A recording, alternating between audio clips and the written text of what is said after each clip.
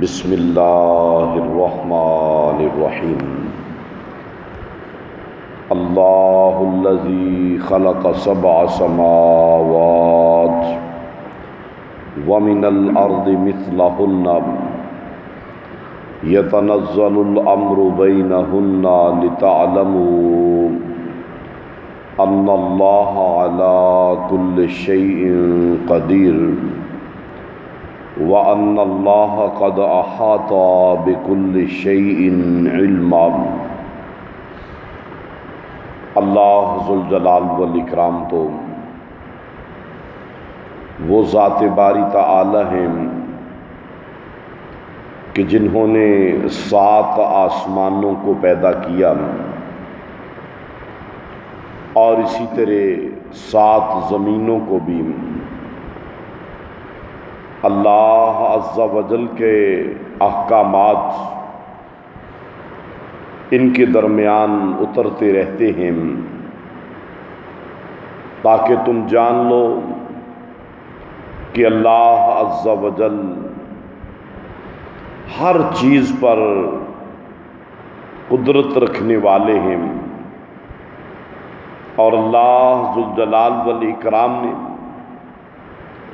اپنے علم کے ذریعے سے ہر چیز کا احاطہ کیا ہوا ہے۔ سورہ الطلاق 28واں پارہ اس کی آخری آیت مبارکہ، اللہ ذوالجلال والاکرام نے اس سورہ مبارکہ کے اندر ہماری آئلی زندگی کے شعبہ نکاح اور نکاح کے بعد پھر طلاق کے بارے میں احکامات اس سورہ مبارکہ میں ذکر کیے، اور اللہ پاک نے طلاق کا طریقہ اور عدت کے بارے میں اور مطلقہ عورت کے نان و نفقہ کے بارے میں احکامات اس سورہ مبارکہ میں ذکر کیے، اور ساتھ ہی ساتھ اس بات کی وضاحت بھی فرمائی کہ اللہ عز و جل اپنے بندوں کو اس بات کا حکم دیتے ہیں کہ طلاق کے معاملہ میں بھی اللہ عز و جل کے احکامات ان کی پابندی ضروری ہے، اور جو بندہ ان احکامات کو قبول کرنے کے بعد ان کے مطابق اپنے معاملات چلائے گا، وہ اللہ ذوالجلال والاکرام کا مطیع اور فرمانبردار بندہ ہوگا، اور اللہ پاک نے ایسے بندوں کے لیے جنت تیار کر رکھی۔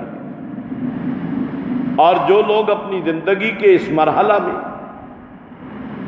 اسلام کو چھوڑ کر اپنی مرضی کرتے ہیں اور دین اسلام کے احکامات کی پرواہ نہیں کرتے، اللہ پاک نے فرمایا میں نے ان کے لیے جہنم کو تیار کر رکھا ہے۔ یعنی دین اسلام محض عبادات کا دین نہیں ہے، ہم نے صرف عبادات میں اللہ ذوالجلال والاکرام کا حکم نہیں مانا، ہم نے صرف عبادات میں پیارے نبی کریم صلی اللہ علیہ وآلہ وسلم آپ کی اطاعت اور آپ کے طریقہ کار کو نہیں اپنانا، بلکہ زندگی کے ہر مرحلہ میں اور ہر شعبہ میں اسلام کو کامل اکمل نظام زندگی سمجھتے ہوئے اس کے مطابق زندگی گزارنی ہے۔ اور اس آیت مبارکہ میں بھی اللہ ذوالجلال والاکرام نے پھر ارشاد فرمایا کہ یہاں پر تم اپنی مرضی کیوں نہیں کر سکتے، یہاں پر اللہ ذوالجلال والاکرام کے علاوہ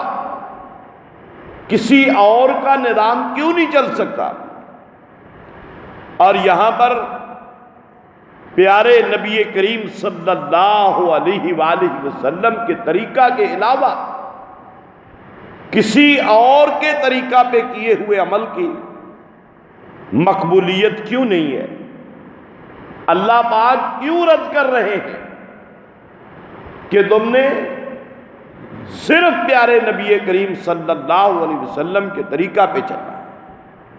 اللہ پاک فرماتے ہیں اس کا سبب یہ ہے کہ اللہ الذی خلق سبع سماوات، کہ اس آسمانوں اور وَمِنَ الْأَرْضِ مِثْلَهُنَّ، اور اسی طرح ساتوں زمینوں کے خالق اللہ تعالیٰ، یہ آسمان جس کے نیچے تم رہتے ہو، اور یہ سورج، یہ چاند، یہ ستارے، زمین اور زمین کے اندر پائی جانے والی تمام چیزیں، ان کا تعلق تمہارے لباس سے ہو، ان کا تعلق تمہارے رہائش سے ہو، ان کا تعلق تمہارے کھانے پینے سے ہو، ان کا تعلق تمہارے سانس لینے سے ہو، یعنی تمہاری آنکھ کھلتی ہے، جس چیز پر بھی نظر پڑتی ہے اس کے مالک اللہ تعالیٰ۔ تمہارے جسم کے اوپر، تم زمین پر تم چلتے ہو، اس زمین کا ایک ایک ذرہ اس کے مالک اللہ تعالیٰ ہے۔ جس آسمان کے نیچے رہتے ہو اس کے حقیقی مالک اللہ ذوالجلال والاکرام ہے۔ تمہارا یہ جسم، یہ اللہ ذوالجلال والاکرام کی قدرت کا ایک بہت بڑا نمونہ ہے۔ یہ تمہاری آنکھیں، یہ کان، یہ جسم اللہ تعالیٰ کی تخلیق ہے۔ جب یہ سارا کچھ اللہ رب العالمین کا ہے تو پھر اللہ پاک نے فرمایا میں اپنی نافرمانی کرنے والوں کو قطعاً پسند نہیں کرتا۔ جب زمین میری ہے، آسمان میرا ہے، تم میرے ہو، اور تمہارے ایک ایک ضرورت کی چیز فراہم کرنے والا میں ہوں، تمہارا رازق میں ہوں، تو پھر میری نافرمانی کیوں کرو؟ پھر میرے علاوہ کسی اور کے نظام کو کیوں اپناتے ہو؟ پھر میرے علاوہ کسی اور کے طریقہ کار پر عمل درآمد کیوں کرتے ہو؟ یہ اللہ رب العالمین نے واضح طور پر فرمایا، اور فرمایا کہ میں نے 7 آسمان بنائے۔ اب ہمیں حدیث میں اس بات کا پتہ چل گیا کہ 7 آسمان موجود ہیں۔ ہماری نظروں پر پھر صرف سماعت دنیا ہے، دنیا والا آسمان ہے جس پر یہ ستارے ٹمٹما رہے ہیں، اور پھر اس کے اوپر تہ بتہ اللہ پاک نے جو ہے وہ 7 آسمان بنایا، اور ایک ایک آسمان کے بارے میں آپ صلی اللہ علیہ وسلم نے فرمایا کہ جتنی یہاں سے آسمان تک کا فاصلہ ہے اتنا ہی موٹا ہے پہلا آسمان، پھر اس کے اندر دروازے، پھر دوسرا آسمان، پھر تیسرا، پھر چوتھا، پھر 5واں، پھر 6واں، پھر 7واں، اور پھر اس کے بعد اللہ ذوالجلال والاکرام کا عرش کہ جس نے ساری کائنات کو گھیرے ہوئے، وسع کرسیہ السماوات والارض، اور اس کے بعد فرمایا کہ زمینیں بھی اللہ تعالیٰ نے اسی طرح 7 بنائی۔ اب ان کی حیت کیا ہے، ان کی کیفیت کیا ہے؟ ہمارا ایمان ہے کہ زمینیں بھی 7 ہیں، کیونکہ حدیث کے اندر بھی اس کی وضاحت ہے۔ فرمایا اگر کسی بندے نے کسی دوسرے بندے کی ایک بالش زمین بھی اس پہ ناجائز قبضہ کر لیا، قیامت والے دن 7 زمینوں کا طوق بنا کے اس کی گردن میں ڈال دیا جائے۔ اور اسی طرح حدیث کے اندر آتا ہے کہ وہ بندہ زمینوں کے اندر دھنستا چلا جائے گا، 7 زمینوں کے اندر دھنستا چلا جائے گا قیامت تک کے لیے، اور اس کی اور بھی وضاحت ملتی ہے، لیکن ان 7 زمینوں کی کیفیت کیا ہے وہ اللہ تعالیٰ بہتر جانتے ہیں۔ کیا وہ آسمان کی طرح فاصلے پر ہے، ایک ساتھ ملی ہوئی ہے، اور اس کی کیفیت اور حیات کیا ہے یہ اللہ تعالیٰ بہتر جانتے ہیں۔ زمینیں 7 ہیں یا وہ الگ الگ ہیں، جیسے بعض لوگ کہتے ہیں یہ سیارے ہیں، یہ مختلف زمینیں ہیں، یہ اللہ تعالیٰ بہتر جانتے ہیں۔ زمینیں 7 ہیں، یہ تنزل الامر بینہن، اور اللہ تعالیٰ کا حکم نازل ہوتا ہے۔ اب یہ نہیں کہ اللہ تعالیٰ نے یہ سارا کچھ بنایا اور اللہ پاک نے ان کو چھوڑ دیا، نہیں، اللہ پاک نے فرمایا ان ساری چیزوں کے اندر نظام میرا چلتا ہے، احکامات میں دیتا ہوں۔ کچھ تکوینی معاملات ہیں، اللہ تعالیٰ کن کہہ دیتے ہیں وہ ہو جاتا ہے، اور اسی کے ذریعے سے جو جو چیز اللہ تعالیٰ نے جس کی جو ذمہ داری لگائی وہ اپنا کام کر رہی ہے۔ اور کچھ احکامات تشریعی ہیں، اب ان شرعی احکامات کو اللہ پاک اپنے پیغمبروں کے ذریعے اپنے بندوں تک پہنچاتے ہیں تاکہ میرے بندے میرے احکامات کی پابندی کریں، میرے پیغمبروں کے طریقے پہ چلیں۔ اور فرمایا لِتَعْلَمُوا، تاکہ تم لوگ جان لو کہ ان اللہ علی کل شیء قدیر، کہ وہ اللہ تعالیٰ ہی واحد ذات ہے جو اس کائنات کی ہر چیز پر مکمل قدرت رکھتے ہیں۔ اللہ تعالیٰ ہی اس کے خالق بھی ہیں، مالک بھی ہیں، اور طاقت بھی اللہ تعالیٰ کے پاس ہے، قدرت بھی اللہ تعالیٰ رکھتے ہیں، جب چاہے جو چاہے جیسے چاہے کرنے پہ قادر ہے۔ وَأَنَّ اللَّهَ قَدْ أَحَاطَ بِكُلِّ شَيْءٍ عِلْمًا، اور اللہ ذو الجلال والاکرام نے اس ساری کائنات کو اپنے علم کے ذریعے جو ہے وہ گھیر رکھا ہے، یعنی اللہ تعالیٰ کے علم میں اس کائنات کا ایک ایک ذرہ،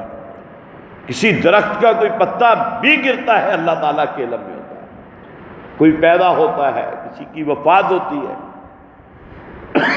اس کائنات کے اندر جو کچھ بھی ہو رہا ہے اللہ رب العالمین کے علم میں، اللہ تعالیٰ سے مخفی نہیں ہے۔ ہمارے روز و شب اللہ تعالیٰ سے مخفی نہیں ہے، ہماری صبح شامیں اللہ پاک سے مخفی نہیں ہے، ہر چیز کا اللہ ذو الجلال والاکرام کو علم ہے۔ اس لیے اللہ ذو الجلال والاکرام کی ذات باری تعالیٰ پر مکمل اعتماد، مکمل یقین، مکمل بھروسہ، اور صرف اللہ رب العالمین کے احکامات ان کی پابندی کرنی ہے، اور طریقہ کار اسوہ کیا ہے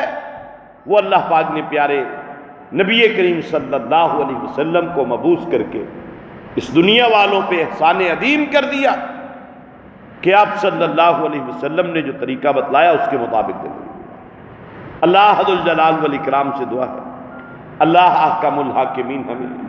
قرآن و سنت کے مطابق اپنی زندگیاں گزارنے کی توفیق عطا فرمائے۔ وما علینا الا البلاغ المبین۔